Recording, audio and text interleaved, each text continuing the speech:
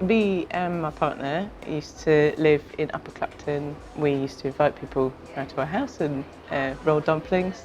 The thing that we both really loved about it was that kind of shared aspect. So everyone kind of getting involved with rolling the dumplings. We had this idea at that point to then just do a pop-up dumpling house. And then in 2016, we opened the restaurant in Clapton.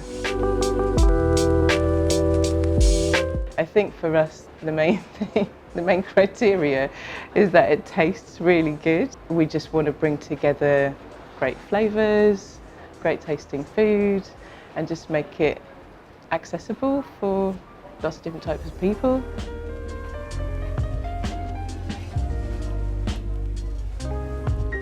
When we sell the pot stickers in the restaurant, they're always frozen anyway. The reason why we freeze them is to hold their shape, because the dough, if you don't freeze these, it just sort of gets a bit soggy and they turn out a bit like pancakes.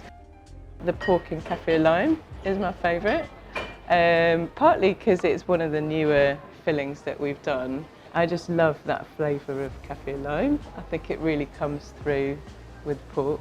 There's so many different ways to cook them. If you boil them, you could then add them to a noodle soup, or you could just have it just dumplings in a soup with some veg, some pak choy.